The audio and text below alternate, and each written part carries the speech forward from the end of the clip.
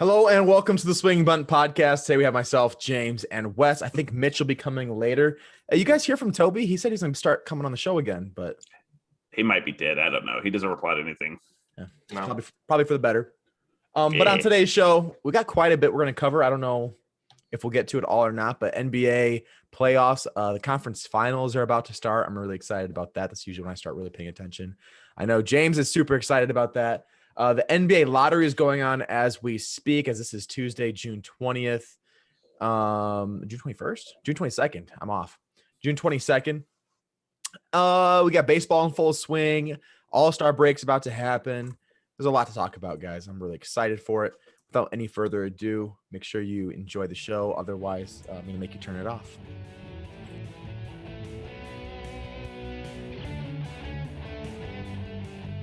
All right, so I will just go ahead and hand it over to you two, the NBA experts, as we like to say.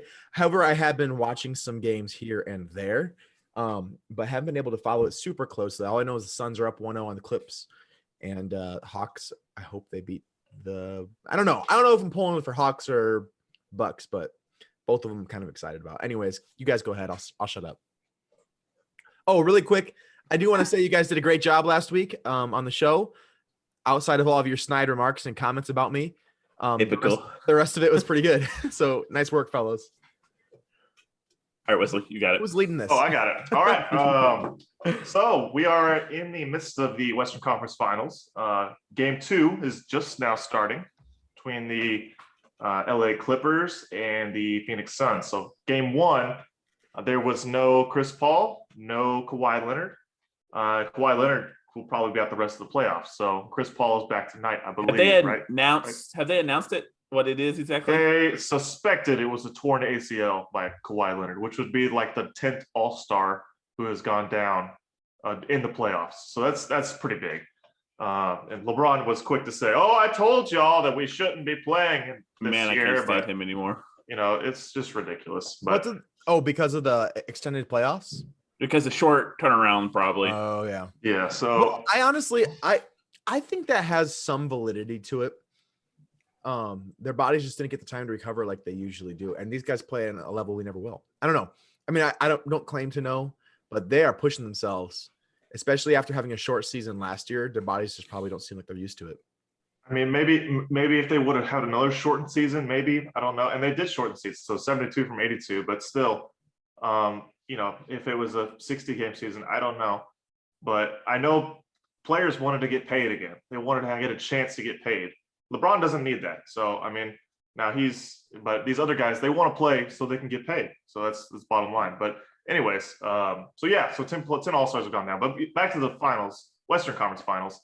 The Clippers are playing the Suns. Suns are up 1-0 after beating the Clippers. Let's see, it was Sunday. And now after the Hawks took down the like that song, James. It was a commercial, I promise. After the Hawks took down the Philadelphia 76ers the other night, I think we should talk about that game a little bit. The Hawks are in the Eastern Conference Finals playing against the Milwaukee Bucks. So, James, I know you have a lot to say probably about the Atlanta Hawks game. What are some – what's that, Jake? We had 2 series go 7 games, correct? Yeah. That's big. Nets and Bucks, and then Hawks and 76ers both win 7. Both of those were really – I watched a few games of both those series. They're both really entertaining. Game 7 for the Bucks Nets was one of the most exciting games I've seen in a while. Oh, yeah. It's probably top 3 favorite game I've ever watched. Definitely. I mean, Durant was just incredible, and he showed that he's the best scorer in the NBA. Debatable. All right. I'm going to recap a little bit of the last round. We really didn't talk about the fact that the Clippers beat the number 1 seed Utah Jazz without their best player. And they just had people still. I mean, Terrence Mann, who probably wasn't averaging 12 points in the season, maybe not even that much. Not even like 7 or 8. Popped off for 39 to give them the win in game 6 or 5, whatever it was. 7. That was game 7. We're at 39. Yeah, Sure? The Terrence Mann game. Yep, game 7. Oh, whatever. He carried them. I mean, you know, you said the same thing about Atlanta with Kevin Huerter, but Terrence Mann is less of a expectation in their offense as Kevin Hunter is, definitely with DeAndre Hunter out. But just to see Paul George play, not pandemic P, as you would say, but he's actually playing to his ability, which we haven't seen in a while. I mean, I guess it took him just being the number one for him to really step up his game and show that he can carry a team. Past that, Clippers win. Jazz are gone. You think Snyder will be on the hot seat soon? I know they're number one seed, but they keep losing in the playoffs. I mean, yeah, I think he definitely could be. The bright side is they made it to the second round and they nearly made it to the finals. So that's the good news.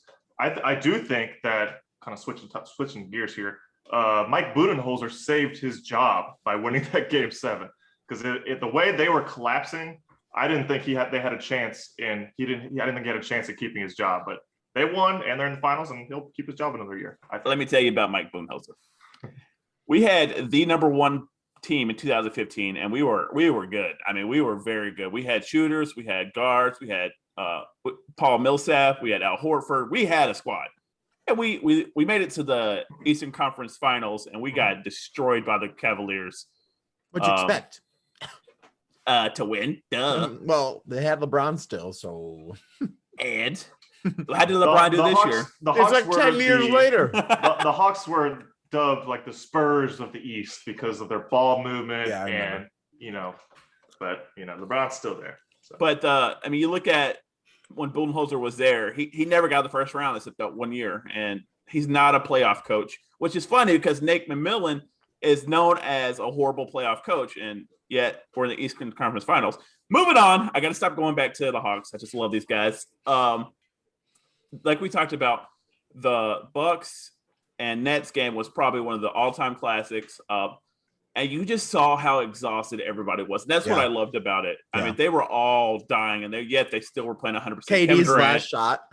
I feel so. I mean, 2 feet shy. The worst absolute part for KD is he lost that game by an inch. Oh, that much. Mm-hmm. Because if he was back an inch, he made that 3, they win. Or if he ain't wearing those dang 20-foot shoes, 20-inch Shake shoes. your foot, KD. That's all you had to do. Cut off those big toes. Come on. Do it for the team. Lack of commitment. So yeah, and it was just super fun to watch that series. Those two teams actually matched up relatively decently. And Chris Middleton started to play better there at the end. He stunk at the beginning. Giannis was Giannis. I mean, if the Nets had one of their other 3 healthy, there's no chance the Bucks win that series. What if? That is the silver lining to me. Is James Harden got knocked out of the playoffs, which is good. I as well as Kevin Durant played, I was kind of wanting to see him in the next round because he was playing so dang well. He was playing MVP level. But I was glad James Harden got knocked out because he had a built-in excuse. And right after the game, he let everyone know that he made sure everyone knew. Oh, I had a grade 2 hamstring. That's why I sucked. But he had a built-in excuse. So I don't know. If you're gonna go out, if you're going to be on the court, the first thing out of your mouth shouldn't be an excuse why you. I agree. I mean that's not a winner mentality, which I think is why Harden's never been in the finals. Thank you. Because he's not a winner. To go back to the Hawks 76ers series, when we lost Game 6, I actually honestly thought we were going to lose going back to Philadelphia. I know you said that like 10 times in all the different group chats I'm winning. They had momentum, they had everything, and then the game started, and Trae Young was playing like booty. Came alive that second half though. He was 3 for 20. I could go 3 for 20. Maybe 2 for 20 if they're all free throws. But I think the turning point of that game was when Trae Young made that super long 3-pointer. That's when I felt like the momentum just came back to us, and then we never let it back up. So he still was the biggest factor, and Kevin Huerter obviously was the biggest. But I say Red Velvet, man, that man came alive. Now he had Seth Curry on him, but he was making shots. They were contested shots. I went back and watched his shots, and every time he just flicks his wrist, just like this. That's all he does. He jumps up, flicks his wrist. It's beautiful, and I love it. I try to teach my team how to do this, but they don't listen. They want to shoot all stupid like, but it's very simple. Anywho, we needed it. We got it. And now we got to face the Bucks. And it is a matchup nightmare for the Hawks. Yeah, it is. I don't know who Trae Young's going to play defense on. He's going to have to play Drew Holiday. And Drew Holiday is going to have a field day. Unless they put him on PJ Tucker, which PJ Tucker. I would do it. Honestly, I would do it. Just play zone. PJ Tucker cannot post up. He cannot do it. All he does is sit in the corner, and Trae Young can just sit in that corner and rest. I mean, I like that matchup. Well, who do they? So the Bucks, they start Drew Holiday at point. Yeah. Who they start at the 2? Is it Middleton?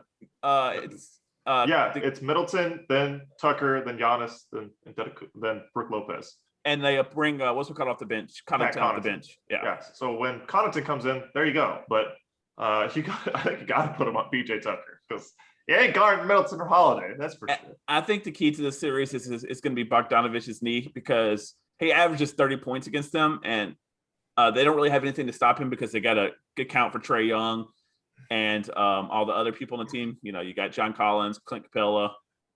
I think that's what was huge in that game 7 because really when you were watching it, Kevin Huerter was the only one who could dribble when Trae Young was out of the game.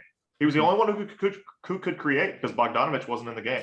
So if you get him back healthy somewhat, you know, no one's really 100% at this point, but if you can get him back creating off the dribble, it gives y'all another option, which Kevin Huerter's not going to do that.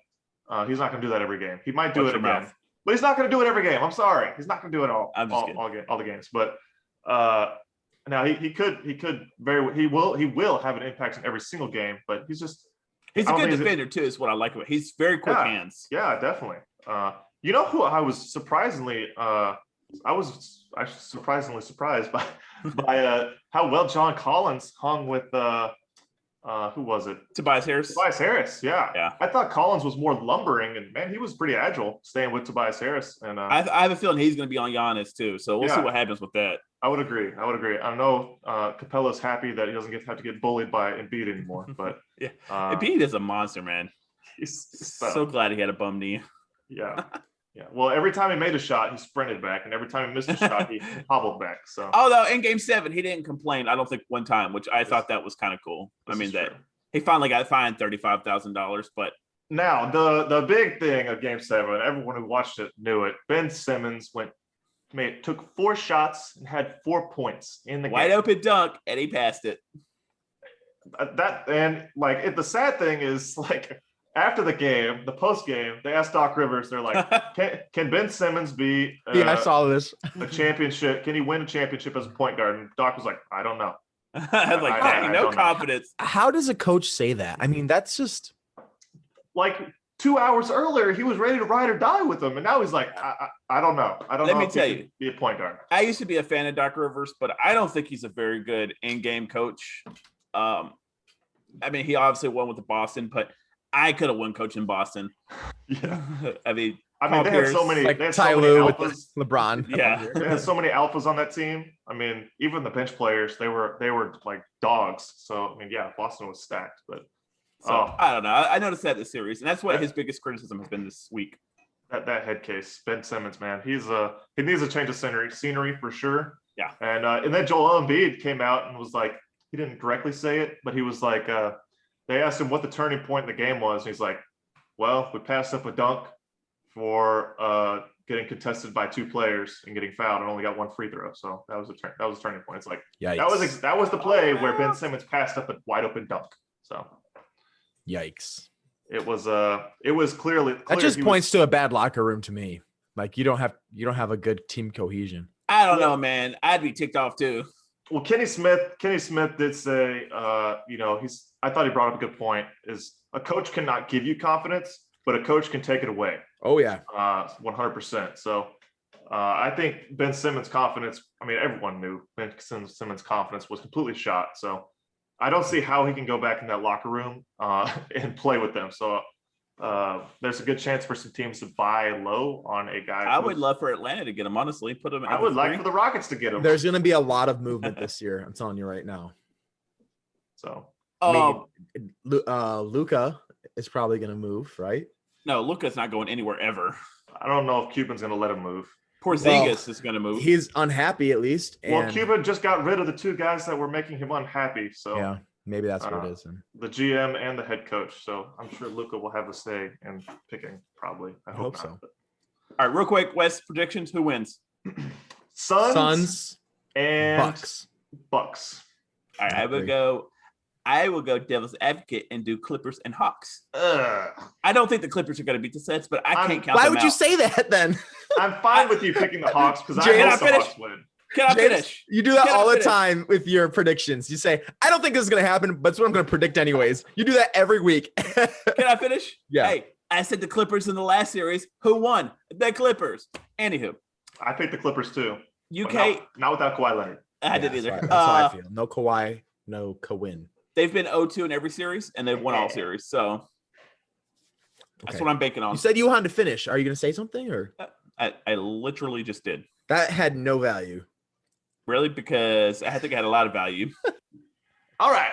That is the NBA playoffs. Something else in the NBA is happening tonight, the NBA lottery. So that is already concluded. The top 14 picks are actually the top 30 picks are in. The draft is set. And there was a little bit of some surprises there at the top. James, do you have the lottery on you there? I did, but my computer just refreshed. Can you explain the lottery a little bit so people that don't know can understand it? Yes. So the worst 4 teams in the league all have a 14.3% chance on getting the number 1 pick. The reason they do this is they don't want teams tanking.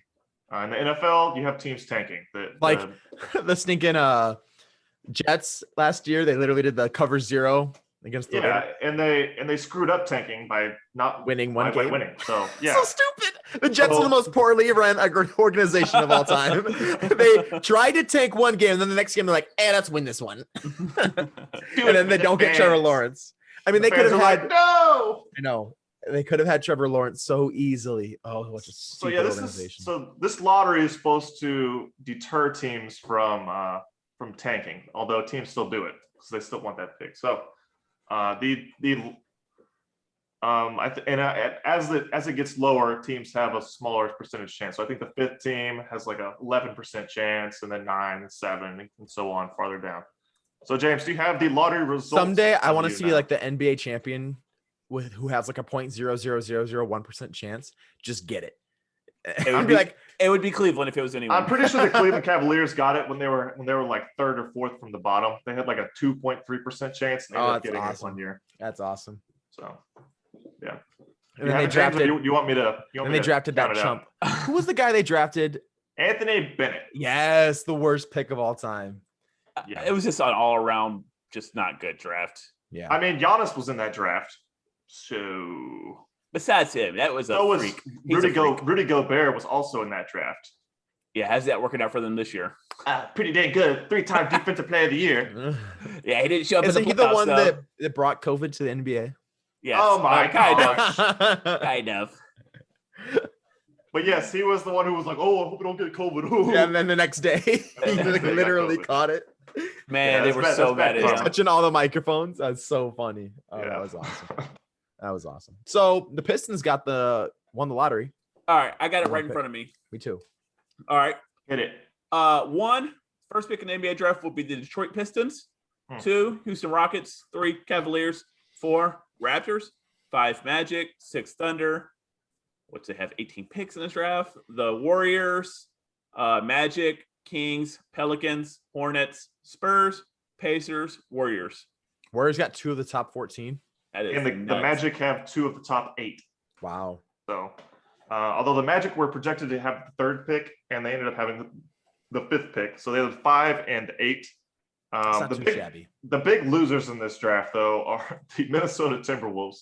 Y'all noticed y'all did not hear James say the Timberwolves in that because they had a trade with the Warriors that was top 6 protected. They got 7. And they got the 7th pick, so the Warriors got that pick. So you're saying that the trade would not have gone through if the Warriors had the 6th or better pick? If the Timberwolves would have got the 6th. That's what I mean. So then they would have kept their pick. Yes. So what would the Warriors have gotten in compensation if that happened? It would have rolled over to the next year. Oh, I see. Okay. Yeah. So the Timberwolves were projected to have the 4th pick in the draft, and their pick fell to 7, and they lost it. So It's a major bummer for them. That's awesome. So yeah, and that was the Andrew Wiggins for D'Angelo Russell trade, which so they got Wiggins and a pick. Yes, and Wiggins has actually been better than Russell because Russell's been hurt. So that's big for the Warriors. I mean, they're getting Clay back next season. They're gonna have Hopefully they're having to have Wiseman back. Still Steph is still Steph. Then adding 2 lottery picks. That's not to mention Jordan Poole.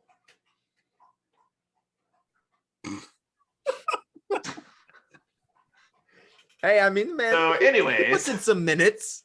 No, he was. No, he's all right. He's good. But no, I mean, it's the Warriors are the big winners, and as James said, the Thunder have like 17 picks in this draft.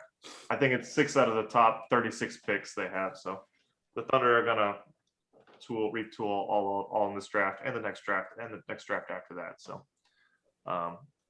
yeah, that's the lottery. James, who do you like? I mean, obviously the Warriors. Magic, I mean, they don't really have a whole lot going for them. I mean, they weren't horrible, but they're definitely not very good. I think 2 picks in the top 8 will give them a turnaround the next probably like 3 or 4 years. I think they'll be fine the next 3 or 4 years. So I think they have a very good chance of that. Do you know how many picks they have after that? I think they might have 1 second, maybe. Then they might have had something from Terrence Ross. And no, they still have Terrence Ross from Evan Fournier. So they might have a second round pick. And that's from Evan Philadelphia. Fournier. Nope. From Boston. So, the getting 5 and 8, you miss out on the top 4 guys who are supposed to be like the big 4 of Evan Mobley, Jalen Suggs, Jalen Green, and Cade Cunningham, who's projected to go number 1. So, Pistons are looking like they might have a bright future though.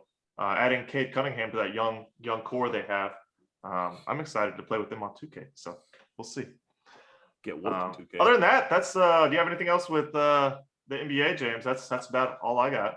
One last thing. I know we've been taking a long time, but Kemba Walker got traded to the Thunder, along with the first round pick for Al Horford and who's the other guy? Moses Brown. Moses Brown. 7'2", about 240-pound center. He had a few 20 rebound games last season, so I think he could be the starting center for them. And they saved $20 million in cap space over the next 2 seasons, and that's the thing. That's why they did it. Big time. Al Horford's a free agent after this year. Kemba still had 2 seasons left. So good. Yeah. I think it was a pretty good move for both teams. I feel like. I would agree. You have Shea, who still can be the top scoring option for the Thunder, and then Kemba Walker can slide in as number 2. So I like what the Thunder are doing with all their picks and stuff. Yep. So yeah. All right. Awesome. Exciting. Thank you, James West, for your valuable input. I'm sure I'll be able to add more next week because I'll be watching the conference finals pretty closely, and Mitch will remain as silent as the grave, as per usual. You guys ever heard that? You never heard that term before, James? I made that face because Mitch turned into Dobby again. Oh, I mean, he is a house elf, so he's got magic and whatnot. Nice. What were we talking about? Oh, so we had some NFL stuff planned for today, but just based on the nature of our show and it tending to be a little long, we're going to cut NFL out. However, I do want to make next week's show a little NFL heavy. I know we're going to be talking about some divisional stuff. I like the stuff you guys talked about last week. That's pretty good. And then also, I want you guys, our fans, to send us either a picture on Twitter or Instagram or Facebook or Patreon, whatever, of your team, a fantasy football team. It can be a dynasty team. It can be a redraft team, whatever. Send us a picture of your team and tell us like your rules and settings, who you have to start, whatnot. And we want to just talk about what we think about your team, what we would do differently, what we would trade for, and maybe just be a little bit of a fun, interactive episode. And then we can give you guys some feedback. We're by no means experts, except for myself. The rest of these 3 guys are all participants in a few leagues. But we do take fantasy football pretty seriously. So we'd love to have you guys show us your teams and we'll rank you guys, and it should be fun. Probably won't take more than 3 or 4 teams, probably. I don't know. Who knows? If we get a bunch, we'll see. Yeah. If we get a bunch, we'll do a bunch, and then we'll do our maybe let's plan on doing 2 divisions next week for our predictions. All right. Moving into baseball talk. One thing really cool that it's not in our agenda, but I want to talk about. I do this whenever I go to a new stadium. I always kind of preview it. So yesterday I did go to Wrigley, which was the first time I've been to Wrigley. This is stadium number 12 for me. It's been a while since I've done one of our stadium review episodes. Back when I was traveling around the country, we did a bunch of these. It seemed like every week I brought up a new stadium. So I went with my wife, Rachel. It was the first Indians game she went to where Rachel cursed and not make them lose. You get some new Mike and Mike's, Mitch. Ooh, what's the mega mix? You can talk. It's okay. He's muted. Okay, apparently Mitch is going to be doing sign language for the show today. Nice. Just but anyways, making a bunch of noise, so I'm just muted. Oh, okay, sounds good. So anyways, Wrigley was really cool. I know it's one of the most historic stadiums, but a few things to note that were positive. It was set up in the middle of the city, which I love. I hate stadiums that are off, set apart from everything else. You don't feel like it's a part of the city.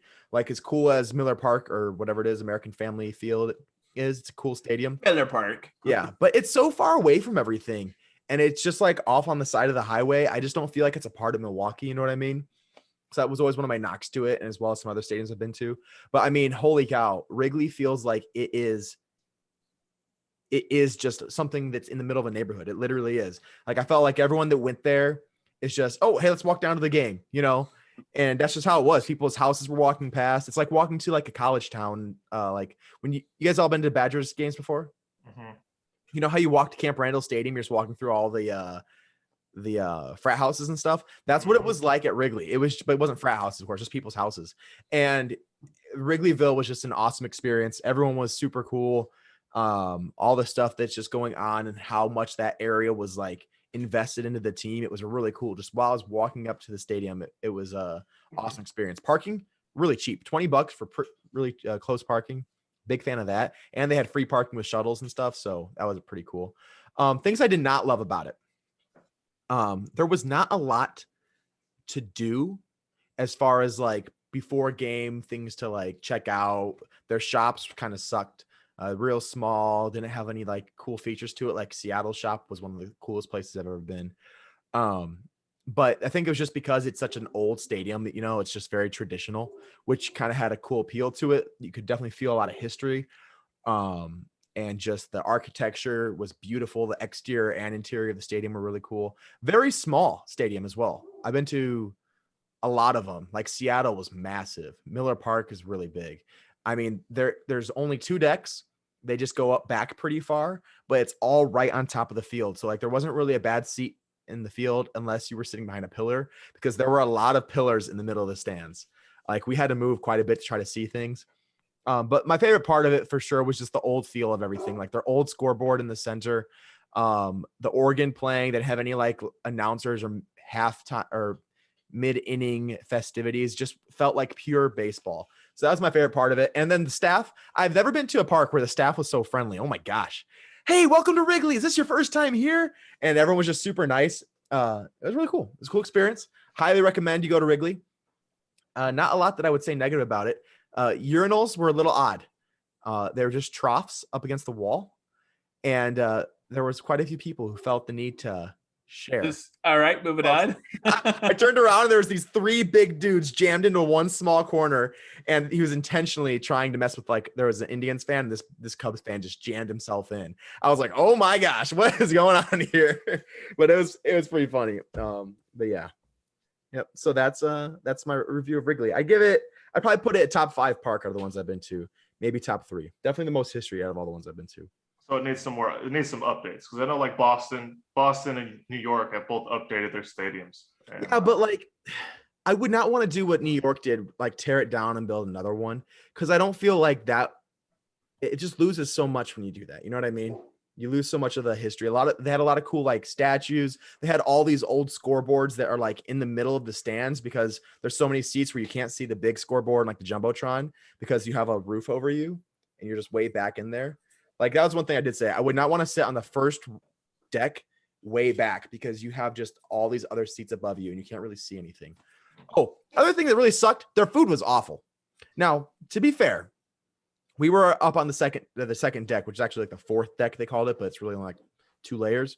But we had to go down really far to get to like the main restaurants. They're on the first floor, and up by us, there's like this little tiny concession stand. And we're like, well, if we want to go get food anywhere else, we have to walk all the way down this ramp and all the way back up the stairs. So we just got the food that was by us, and it was the driest brats and hot dogs I've ever had in my whole life. So that is one knock. I've been to a lot of stadiums like at Houston, Miami, awesome food. Seattle had good food. Cleveland always has good food. Their garlic fries. It didn't have anything special. They had like Chicago grilled hot dogs, they called it. But there was just some Chicago grilled hot dogs. Yeah. So I will knock their food. That was probably one of the worst food experiences I've had at a baseball game. Maybe I didn't order the right thing, but my wife and I both had some stuff. They had some good popcorn. That's about it. But yeah, Wrigley, I would say top 5 out of 12 that I've been to so far. Behind Atlanta? An official list. Behind Atlanta. Atlanta's experience was just awesome. There's been few places I've been to where I just had that much fun from before. Have you been to AT&T? Yeah, that's probably my favorite stadium. Oh, you've been to the Cowboy Stadium. Yeah, not the Cow. I've been to Cowboy Stadium too, but not top 5. San Francisco is probably my favorite so far. I do want to go there before I die. Yeah, it was in awesome. 10 years. Road trip. What'd you say? Road trip? Yeah, I'm always down.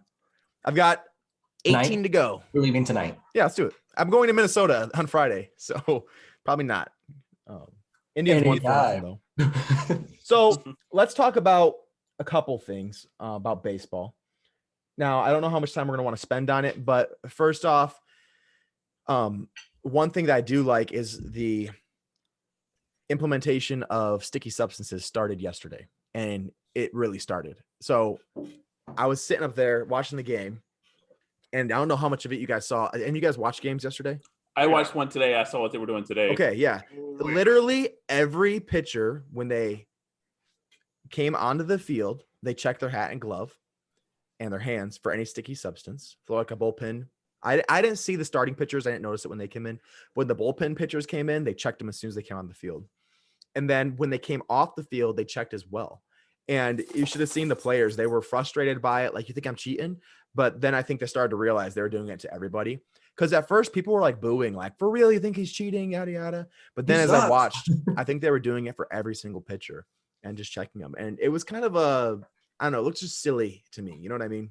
Well, I thought it was pretty, I don't know if y'all saw it, but Max Scherzer today threw a fit the first time. Oh, did he? Checked him. And then I feel like, because they're playing the Phillies, I feel like Joe Girardi, just out of spite and to make him more pissed off, during the middle of the inning, after the last inning, he tells the umpire, hey, can you go check him? Ooh. In the middle of an inning. Well, pitchers Scherzer get in was there. losing it. Oh, yeah. Well, pitchers get in their groove. And someone like Scherzer, too, who's such a mental guy, you know? He's such a mental dude, just like the intimidation, the focus. When he's up there, he's one of those guys that you don't talk to in the dugout, probably. You know what I mean? Mm-hmm. So pitchers, they have their routine of walking up the mound, going to the dugout, and getting into their routine of looking at pitches. And like Bauer, he always looks at his previous at-bats and sees what he can do different and stuff. I bet they do not like getting stopped. Well, their adrenaline's pumping too. He was on the mound whenever he sent him out there. Yeah, that would. Like, if I was Girardi, like, I don't know if I'd be that petty, but it would be funny. I'd be tempted, that's for sure. Yeah, like, wonder how ticked off we can get him. But then he comes out and throws a 98-mile-per-hour fastball that's unhittable. Sure. And they're winning 3-1. He struck out 8 people in 5 innings. That's pretty nuts. Yeah, I don't think it affected him much. Not at all. So I don't know. We'll see what happens. But Savale, though, pitcher for the Indians, was throwing a shutout, and he injured his finger. I don't know. I know that Bauer and a lot of other guys are concerned about not having grip on these baseballs. You have to put a lot of extra pressure on the ball to grip it because the balls are so slick. I don't know if that meant that Savale maybe was using something in the past, but he's going to see a hand specialist right now because he injured his middle finger. Max Fried got a blister from his last start. Yep. All you little cheaters. Pulled him out of the game. So it was a bummer because he was like, he had a full count, 2 outs in the 5th, and he had to come out of the game. So y'all should be ashamed for cheating. And if everybody's doing it, it's not cheating. Wes, isn't your favorite team the Astros? That's what he's getting at, Mitch. Dude, what? I know. What are you talking about? Then meanwhile, Jacob deGrom, I think it doesn't affect him any. He threw 5 more innings last night with 8 strikeouts, 1 hit. His ERA right now is at 0.50. Ridiculous. So I saw the score to the Braves game and we were down 4-2. I was like, yes, we hit DeGrom. I realized he came out with the next guy. Like, dang it. Literally, the guy is insane. He can pitch 18 innings and he'll give up 1 run. 18 innings and give up 1 run. That's what he's doing right now. That's insane.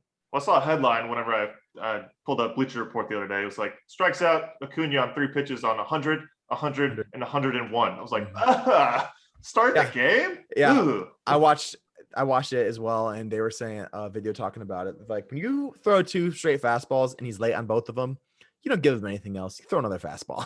I just want to see Acuna square up one, though. It might go 600 feet. I don't know. I'm not as much of a guy with the pitcher supplies power believer as a lot of people are. You're nuts. But it seems like it's safe to say that he's not using a foreign substance. No, I don't think so. But James, the furthest hit home runs are always during home run derbies. That's because they're corked bats. No, they're not. They are. Look it up. Okay, if you say so. I mean, isn't it weight times velocity equals distance? Yeah, but the velocity is not Velocity of the ball, weight of the bat. Important to the yeah, podcast. but the Yeah. velocity Preach is it, going the Wesley. other way. Mitch, look, man. All right, Talk moving about on. whatever we want during the show. I mean, my hitting coach way back in the day was like, he's like, Lactate? I was swinging a 32-inch bat or 32-ounce bat, and he's like, what are you doing swinging a 32 ounce? You need to be swinging 34s, 35s. Well, Don't you yeah. know, like that the ball goes farther. I was like, okay. Well, that's true. If the No bat's one else heavier, has a heavy bat like that. yeah. If the bat's heavier and it's moving at the same speed as one of those smaller bats, absolutely. But the ball coming in this way doesn't mean it's going to go out that way faster necessarily. It's actually, for the bat thing, proven that it's better to have a lighter bat that you can swing faster because it gives you more time to decide if you want to swing. I mean, I'm not going to argue it because Barry Bonds swung like a 31-ounce bat, and we all saw his home runs. Now he might have had a little extra oomph. He was swinging that thing pretty fast. Without that, it wasn't the bat, but That bat was moving. That is one thing that always just shocks me when you go to watch a live game, like in person, just seeing the bat speed of the hitters is just nuts. Like, I mean, I spend a lot of time watching baseball swings from high school kids to home talent, whatever. I do a lot of baseball stuff, but the difference that you see when you're looking at pro baseball players, just how fast they swing their bat. It's just insane. Wilson Contreras yesterday just smashed 3 baseballs, and all 3 of them, his bat was just moving so quick. It's just, even Josh Naylor, same thing, hit a 2-run homer, and it was a low inside pitch. Just his bat just flies through the strike zone. It just blows my mind how fast they can swing the bat. It's crazy. I'll never understand it, honestly. Never. What about, you guys want to talk about the AL MVP race? I think it's pretty interesting. I mean, I think Cy Young and MVP is just going to Jacob deGrom, even with his injuries and limited playing time. But AL, Shohei Ohtani and Vlad are just going back and forth right now. I think 3 weeks ago, it was like, Vlad's got it. There's nothing anyone can do. Yeah. And then now it's like, oh my goodness. Ohtani hit 6 dingers in 6 days and then pitched 6 innings and gave up like 1 run or something like that. yeah, it had 8 strikeouts. That's Yeah. insane. That's me and James talked about it last week. I mean, now he said, he picked Vladdy and I picked Shohei because, I mean, if you have 200, if he somehow gets 200 strikeouts and hits 30 bombs, I don't know how you don't get it to him. I don't It's gotta think be he'll him. get that high just because he doesn't pitch enough. Okay, Every well, 6 100, days. 175 strikeouts Yeah. is still something. Yeah, that's I don't- definitely gettable. I think that he's probably my favorite to win the MVP this year. I mean, unless like Vladdy breaks a home run record or something, which is not likely. Yeah. But I think that Shohei probably, unless something happens. I mean, he's probably also, if you ask me who's the most likely player to get injured from this I would point say in him, the yeah. year, I'd say Shohei Ohtani. So Yeah. that could hurt him. I think it is cool that Shohei is going to be in the home run derby. I'm excited for Yeah. that. I don't on the understand flip why side- Vladdy's not. That's how he got. I mean, he was already the number 1 prospect, but that's how he got like big time because he No. went off in that home run. That was derby. one of the most fun home run derbies I've ever seen. That's one of the most fun baseball events I've ever watched. Yeah. Him and who was he going against? Was it Pete Alonso that year? Yeah. Or was Pete Alonso Adam Frazier? Pete Alonso won whoever he faced. That's all I know. Well, Pete Alonso beat Vladdy. That's what it was. Well, it was. I thought it was Pete Alonso's second year. I'm pretty sure that Maybe. Pete Alonso beat Vladdy.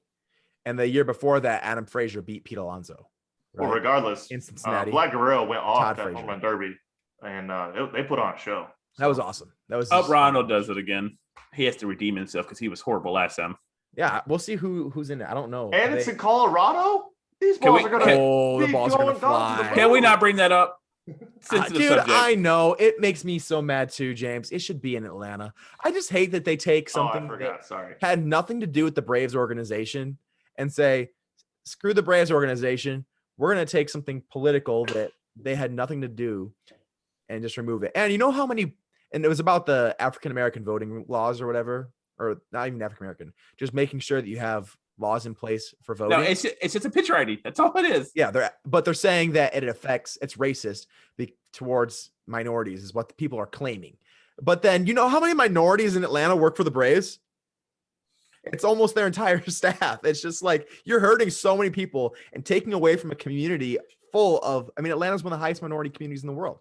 It's just one of the most stupid logical decisions that you could make to go to Colorado, which is like 95% white. So silly, so stupid. I don't know. Whatever. Poor Braves. That should not affect them. But anyways. Yeah. Sorry to bring that up, James. I was just saying from a home run derby perspective. I know it's a sensitive topic for you, but from a home run derby perspective, we should see some balls fly to the moon. So that'd be kind of cool. With their cork bets. Yes. You're muted, Jake. I don't know what you just said. I said, why do you think the bats are corked for the home run derby? It's a joke actually, because I don't know if you remember when Sammy Sosa got caught with a corked bat. Yeah, I remember. And he said the reason why he had it is because that's the bat he was using in the home run derby contest.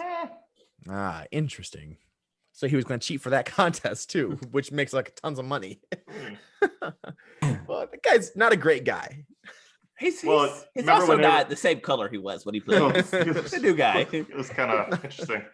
But I mean, if y'all remember y'all probably don't remember, but his court hearing, they were asking him questions and he's like, I don't understand. I don't understand. Like he's playing like a language barrier problem when he speaks perfectly fluent English. Perfect English. And he was like, I don't understand. And then Mark McGuire's sitting there going, I don't want to dwell on the past. I don't want to dwell on the past. We're asking you questions about the past. I don't want to dwell on the past. Yeah.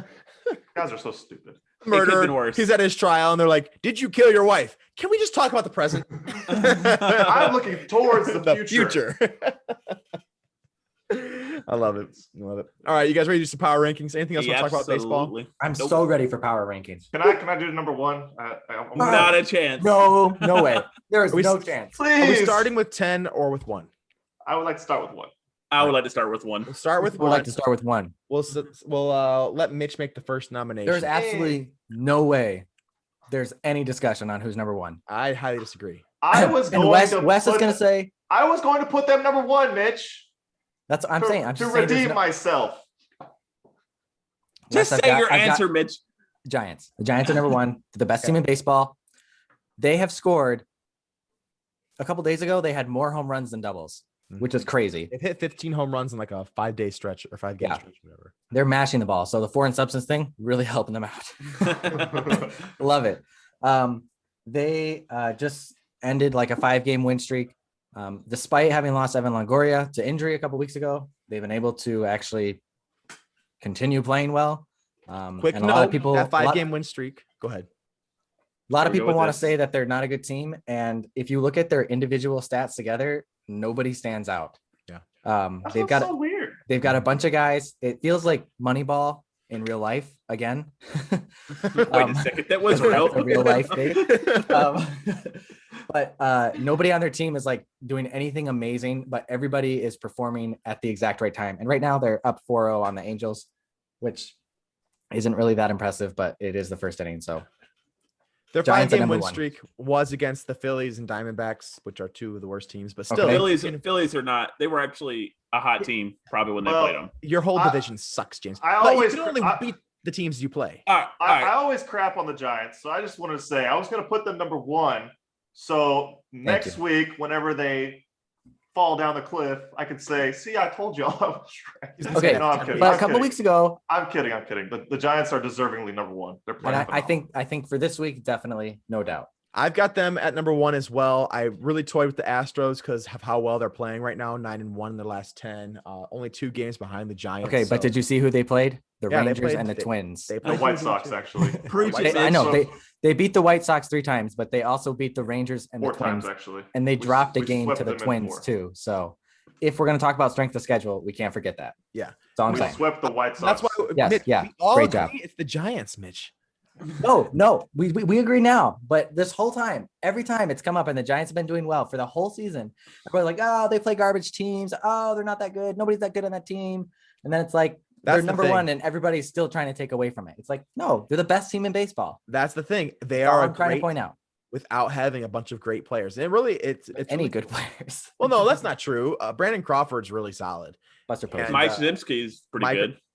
Who? I mean, I Brandon mean, Crawford yeah. is hitting, Brandon Crawford is hitting 250. So, but he's got like 16 homers. So, Mike Kevin Yastrzemski. Gausman. My favorite thing about the history of the Swing Bunt podcast has been James trying to pronounce people's names for 3 years. It's my favorite. Yastrzemski. All right. Okay. So we all agree Giants won. Yep. All right. Astros 2. Yes. Yes, no doubt. No doubt. I mean, Lead the league in run differential. Yep. Lead the league in runs scored. and that's Not- without having Bregman and Kyle Tucker Tucker. both injured. So it's impressive. Yeah. Astros 2. All right, cool. Easy. I like it. I like it. 3. Can I nominate 3? Go for it. I think I know who Wes will say. I have the White Sox 3. I think they're a great team. They're playing well all around, really well balanced. 43 and 29. Everything on their team is doing well. Defense, offense, pitching. They're doing well in all 3 categories. So I have one team that I could hear above them, but I think that they've got to be the 3 or 4. I have the White Sox at 5. I have them at 6. I had them at 5. Okay, who do you guys have? I have the Dodgers at 3. I have the Dodgers I at I have knew, the Dodgers. I knew I have Wes the- would have Dodgers. I've got the Dodgers at 3. Second best run differential in baseball, 44 and 28. I don't think there's They're any- playing well. All There's right. not a whole Well, lot to say there. I had Dodgers at 4, so I'll just go with it and say fine. Fine. So I have number 4. Sure. Go ahead for. All right. At number 4, I have the Oakland A's. Okay, so why A's over White Sox? Give me good Okay. reasons. So when we did the show 2 weeks ago, I wasn't here. It was just you two. Y'all talked about how the A's had a one plus on Plus a 1 run differential. yeah. Mhm. and now they're at a plus 29, and that was just in a week and a half span. So they're obviously getting their offense together, their pitching's coming together, and they were already up there. They're only 3 games back behind the Giants. And their last 10, they're 7-3, although they have lost their last 3. But they were on 9 in a row before that, I think, right? 8 in a row. Something like that. Yeah, I mean, They've won like 11 of their last 14. A big deal here is the Astros were a game behind them like 2 weeks ago, and we're only up a game now. We after winning like 12 out of 13 games, and Yeah, they've been we only have a 1-game lead. So That's why I got them at 4.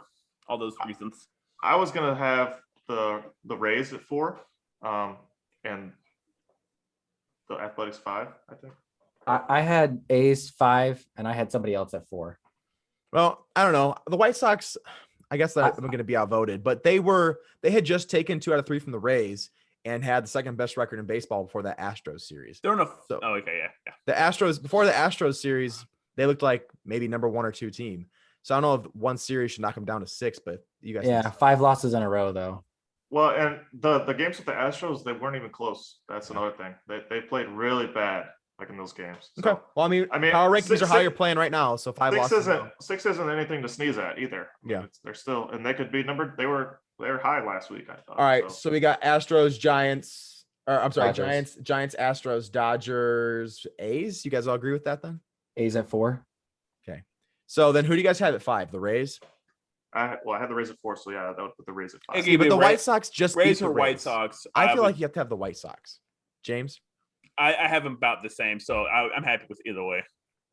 I I can go have either the way. White Sox above the Rays. Okay.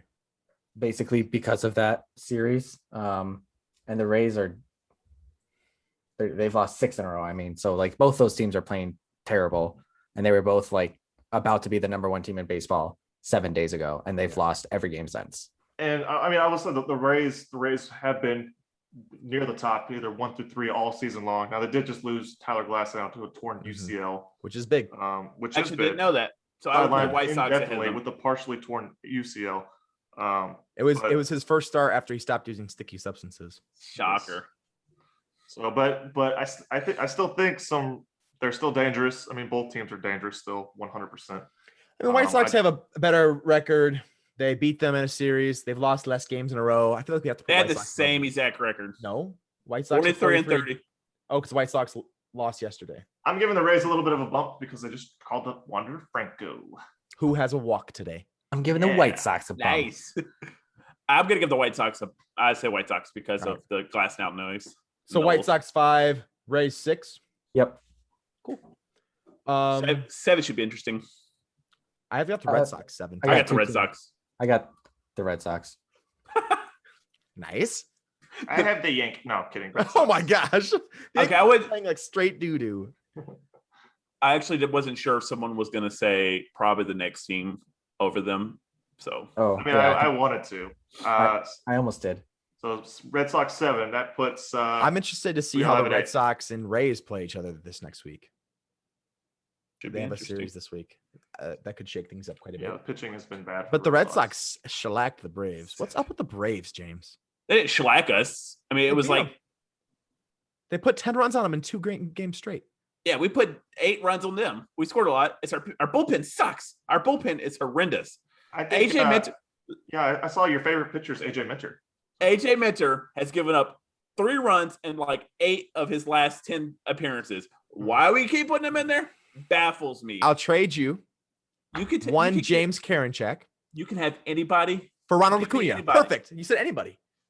You could give me anybody, and you can have Minter. You don't even have to give me anybody. Give me $50. How about that washing machine over there? That Coke machine. Nice. I'm not trying to get railroaded. Okay, so we got Red Sox 7. Red Sox yeah. 7. At 8, I have the Padres. I have the Padres.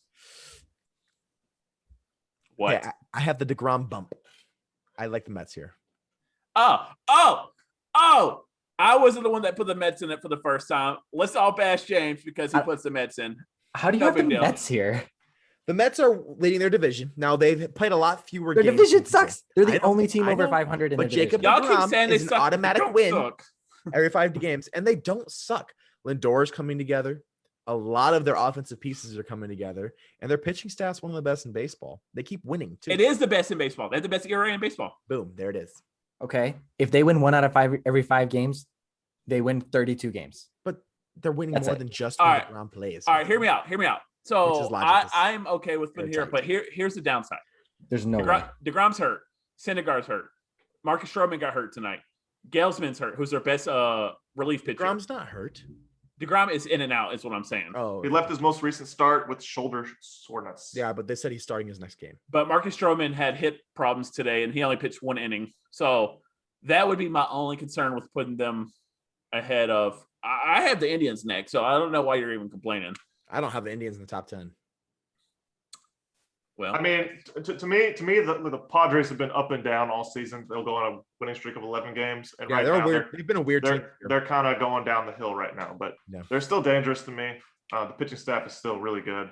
The hitting is, they're in a valley right now. But I think they will climb out of it. They're still dangerous to me. That's what I would say just because the Mets, I mean, their pitching can be lights out, but if their bats aren't moving, it's not. They have a 19 run differential. I think it's hard to say the Mets are better than the Padres. I suppose I'm fine. I have the Padres next. So if you guys want to do Padres over Mets, we can do that.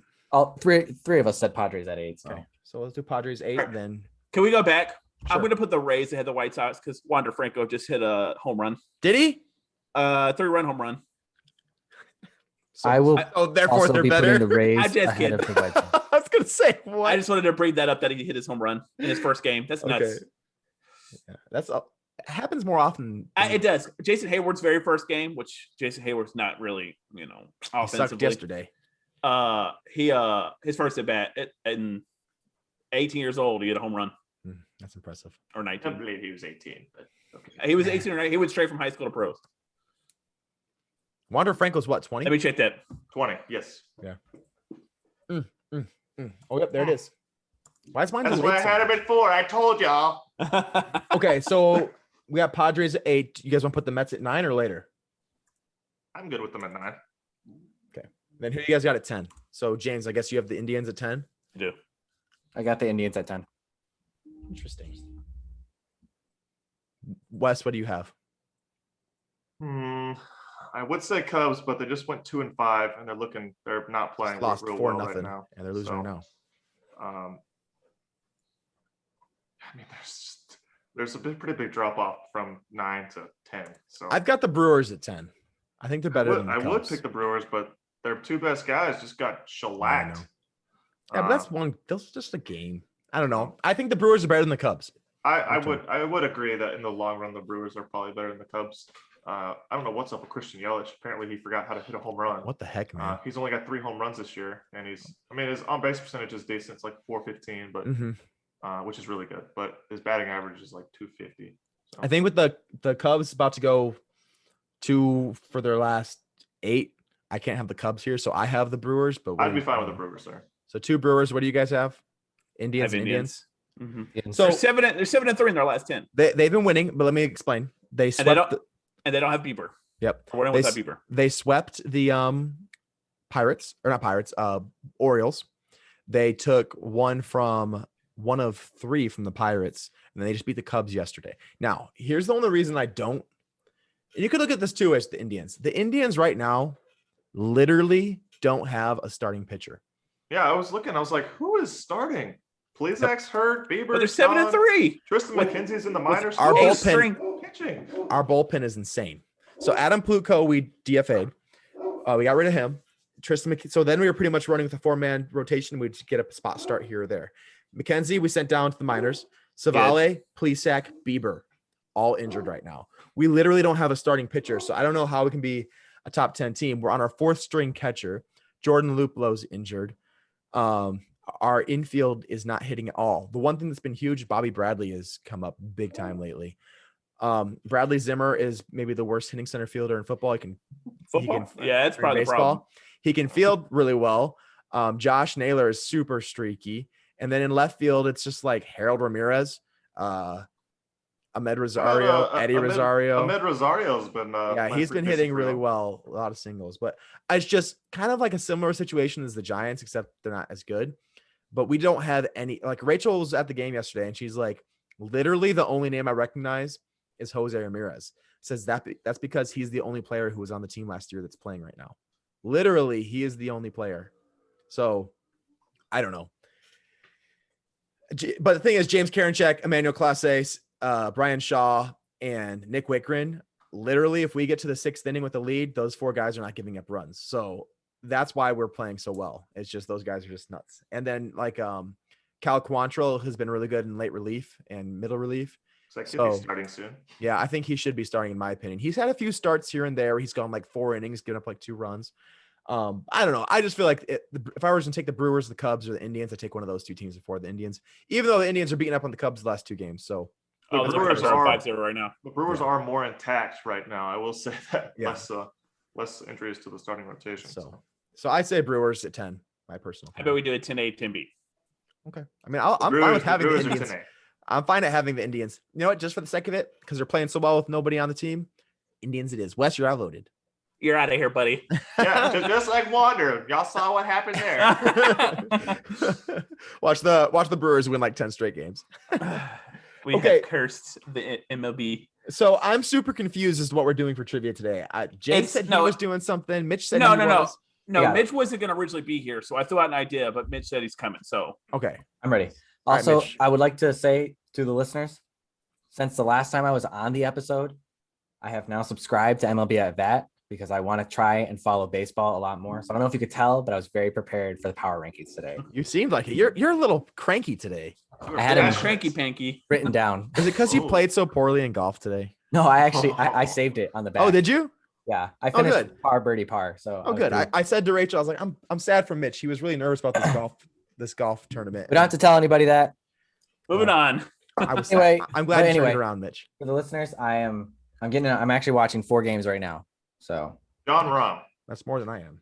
Yes, thank you. Giants. John Rahm won the U.S. Open, the first Spaniard to do so, and essentially he's really won 2 in a row, even though he had to withdraw from the Memorial a couple weeks ago with a 6-stroke lead. So I was very happy that he won the U.S. Open, just to follow up his weird withdrawal with a big win. And he finished very clutch. He was not the last group in. He finished birdie on 17, birdie on 18, 24-foot putt, and 18-foot putt with lots of left to right break. So my man finished very, very strong. Good for him. On to trivia. You know how Mitch feels whenever we're like talking like deep basketball stuff? That's how I felt just now. I'm very privileged to know golf, so I am happy. He's like 17 to 18 foot putt going left to right, downhill. You don't golf at all, Wes?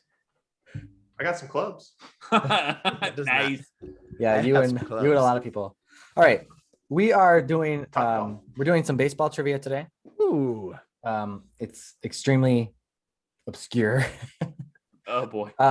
But I was reading some articles talking about Jacob deGrom, so I was like, I'll do some pitching trivia, and then I was reading some articles about the Yankees and their triple play, their third one of the season. So I was like, I'll do some. That's triple play actually trivia. crazy. I like that. That's I'll do some triple play trivia as well. 3 triple So- plays. So you're sure this was not Rachel's idea, like last time you did trivia?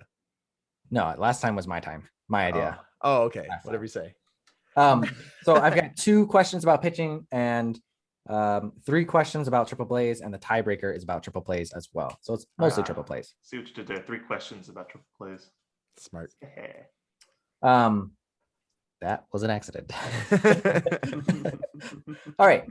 What pitcher? Because I was thinking about like being a really good pitcher, and a mark of a good pitcher would maybe be a 3-pitch inning. Okay. Does not happen a lot. So who has the most 3-pitch innings? I believe this is since 1901. That's very helpful. Well, no, probably all of them, because that's when they start keeping stats. So, Yeah. Great. I'll just wait for multiple choice. I will wait as well. I have no clue. I have an idea. If his name pops My up, only guess is one person, and I hope you don't say his name. I think we're all probably thinking the same person. probably. Okay. Randy Johnson, Madison Bumgarner, Carlos Silva, and Walter Johnson. Okay. Wasn't the my guy. Same. Were we all I was thinking thinking- Maddox? Yes. We're all thinking Greg Maddux, yeah. You should have said Greg Beck. We would all been busted. Can you say All those right, names one more Jake- time? Jake West, James is how it's going to go. Madison Bumgarner, Randy Johnson, Walter Johnson, and Carlos Silva. All right. You said I'm first. Yep. I'm gonna go with the one name I don't know, Carlos Silva. Okay, Wes. Seems kind of odd that Carlos Silva's in there, but I'll go different. I'll go Mad Bum. I'll Okay. go Walter Johnson. It is Walter Johnson Nice. with 4 3-pitch innings. I don't actually think any other pitcher has 3. There's a couple guys with 2 and a bunch of people with 1. Where did you get Find Carlos this. Silva from? Just out of curiosity. He was just on the list, and I picked a random name. Okay. He has 2, so I was like, I'll pick someone that's Okay. close. Yeah, I always pick like the top when I do the I mean, top 4. You could be a bad pitcher and just like randomly hit a couple of 3-pitch innings. It's not like you're throwing. It just means you threw strikes and they were That's elite. bad hitting, is what that It is. is. But continue. If the third guy comes up and there's been 2 outs and 2 pitches, you should not swing until you have 2 strikes. Exactly. Unless it's right down the middle and you hit a dinger. What? That's the problem, Wes. You have to guess on this one. It's only worth a point Okay. because it's either or. What league has the most 3-pitch innings? My turn? National League. Who did Walter Johnson pitch for? That's Dodgers? a great question. Tigers, I think. Tigers? They're old team. James, you're up. I have American League. I'll say American League. It is National League. Pitchers. All right, that's it for the pitching trivia. It wasn't very good. Yeah, let's get that out of here. The triple play trivia is a little better. Maybe. Who was the first team to hit into 2 triple plays in the same game? Sheesh. This That happened sucked. within the last 40 years. Yeah, I feel like I They remember this actually happening. won the game. Team? Oh my gosh. The team. They hit into 2 triple plays and they won the game. I want to guess so bad. I want to guess too. Am I first? I'm not guessing. Yes, it is James. I'll guess, West. and I'll say the Houston Astros. How dare you? I'll wait for multiple choice. Wes? I'm waiting for multiple choice. All right. The options are the Red Sox, the Indians, the Mariners, or the Houston Astros. Why you gotta do that to me? The 2 teams I was thinking was Indians or Mariners. Why? I could see James like, oh, the Astros were in the list. I'm sure you added them in late because when someone's the last one, I feel like you would just add it in there. I said did that on if purpose. either Indians or Mariners come up, I'm picking one of those 2. I'm gonna say the Indians. Mariners. It is the Red Sox. I'll take it. Yeah, it was in 1990, I believe. Huh. I want to say against the Padres, but I might be wrong. Well, But they won maybe. the game. I don't think the Red Sox played the Padres back then. Which player has hit into the most triple plays? Who was on the Red Sox in 19? It's gotta be super slow. I bet he's crazy slow. That's why I thought Astros. I was thinking about, Berkman was slow. Bagwell wasn't very fast. But I guess That was in 2000. Well, I guess. I didn't know what year it was. Probably only so- hit into like 2 because triple plays are so rare. I know. This person actually hit into 4 4? Well, in his career. Ouch. I'll wait bless again. this guy. I'm gonna wait as well. I will wait. Out of the thousands of players that ever play baseball, I doubt I can guess the right one. Greg George. George Sizzler, Joe Start, DeCan McGuire, or Brooks Robinson. Who's first? Joe Start, No. George Sizzler, DeCan McGuire, or Brooks Robinson. I believe we're Is actually it Deacon or Deacon? It might be Deacon. It's probably Deacon. Okay. Now that I can't really read my handwriting that well. I'm gonna go with Joe Start. I will go Brooks, whatever. Brooks Robinson was a fast dude. I guarantee it wasn't him. He's also a Hall of Famer, James. I can't believe you don't know. Hey, the name Brooks. was, I like the name Brooks. Who'd you pick? Who'd you pick, Jake? Joe Start. I'm gonna go with the Deccan guy, Deccan McGuire. Deacon It is. McGuire. Brooks Robinson. Boom, baby. I didn't think I'm a Hall of fired. Famer had hit the Batman I triple was plays. trying to keep it together. Apparently, I was wrong. That guy was so fast. I can guarantee you it's not him. Come on, James. This is the Hall of Fame. Yeah, idiots. I know about baseball. Okay. Whatever you say, James. Oh, man. He didn't play for like 25 years, but oh well. All right. Now, we know that the Yankees just had their 3rd triple play of this season. There are several teams that have 3 triple plays in a single season. It is the MLB record. Which of the following are not one of those teams? So I'm going to give you 4 teams. One of them has not had 3 triple plays in the same season. We ready? As did they turn to triple play? Yes. Yeah, they turned it. Okay. White Sox, A's, Cubs, Braves. So this is which one is not? So 3 of these teams have turned 3 triple plays in a single season. One of them has not. Again, it's White Sox, A's, Cubs, and Braves. I'm pretty confident with this one. It is West, I'm gonna go Cubs. Jake, Braves. and James. I'll go White Sox. It was the Braves. Yeah, I was pretty sure that the Whites, because I heard the stat the other day. All right, so that concludes our regular innings. Bonus question. Also known as extra innings. What's What is the it? score? 1 to 2 to 2? James has 2, Wes has 1, and Jake has 1. I've been keeping track. Nice. I mean, Mitch is on top of things, man. because He we brings- are never. He brings order to the podcast and anger. All right. So there's obviously multiple different ways you can turn a triple play.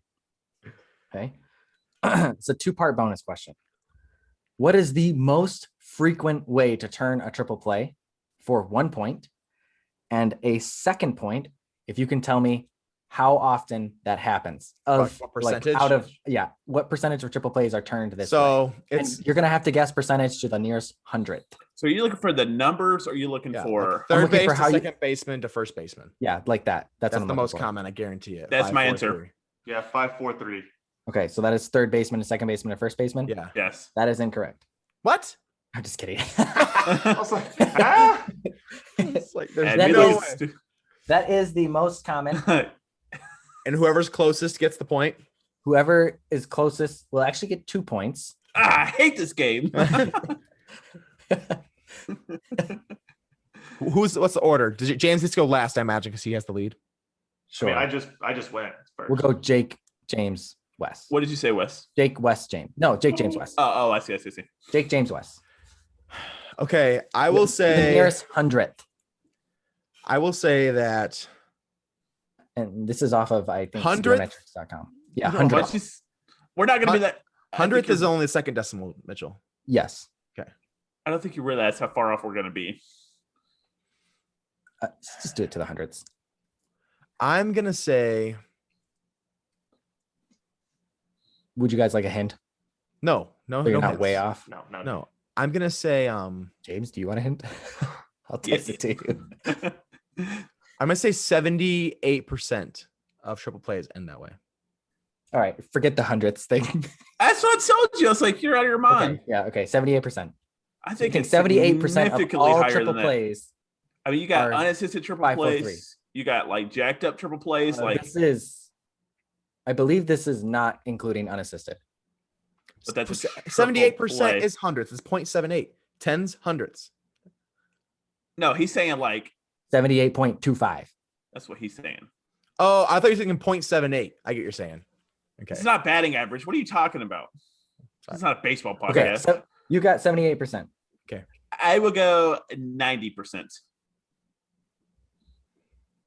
91%. I think I got it. I think it's super low. Jake got it. It's probably like 42%.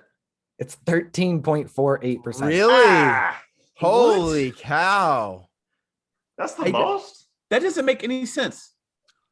Let me I look it guess up again. there's so many combinations I just. The second most is actually 6, 5, 3, 2, 1, 4, 6, 7, 8. 9. What? What? There probably are a lot like that because there's a lot of pickles. Like the third guy gets out because of a throw, and then they get caught in a rundown. I don't believe About that. all the So- ones where there's pop flies, and then a guy gets caught. Like think about it: runner on first and third, guy tags up, he throws home. That's 2 outs. Gets the guy at home, then throws the second, gets the third guy. You know what I mean? 9, 1, 9, 2, 6. Wait a minute. Or 9, 6, Wait just a 2, 4. We can talk. Talking is better than silence. I wish you would Get outta ask who here. had the most recent unassisted because I think it. I might know be who it Braves. is. It's Carlos Santana. When did he do it? About 5 or 6 years ago. Okay. I know Rafael Furcal did it, and I mean, his last year with the Braves. So it was a while ago, but it doesn't happen very I was often. gonna so- say- The Tigers had one too. I was going to say Jason Bartlett with the Phillies, which was like in 2013. I know the Tigers had one against the Indians actually. You gotta hate when you do a double still. Oh, and the guy Victor, gets a Victor Martinez. I think screamer to the shortstop. Victor Martinez might be the most recent unassisted triple play. Google it. I mean, we gotta wait for Mitch. Yeah. This is such good radio quality. Fine. Mitch, you're Oh, okay. I was getting the information from Baseball Almanac, Uh-huh. but it says top 10 triple play scoring frequency 543, 13.48%. But it also could be 5-6-3 as well and be the same thing. No, We 5-4-3 is different than 5-6-3. Yeah. I mean, we said third, second, first is what we said. Yes, but Third if base. you do it to 6. Position- the all right, shorts- never the mind, never shortstop- mind. Yeah. It says Wait, 100. It says 98 out of the 727 triple plays that have been recorded. Wow. Well, believe. and you were worried about the 100th percentage? Here's a question. What's more Jake- common, a perfect game or an unassisted triple play? Unassisted triple play. Yep, there's only been 15. And I witnessed one of them myself. 727 of them total. Only 15 unassisted. So what is the score? I won. Jake won 5-2. Jake with 5, James with 3, Wes with 2. That's a sad. It should be 4-3. Thank you. Yeah, I only have 4. But that's 2 out of the last 3. Ugh. I feel like I'm getting stronger.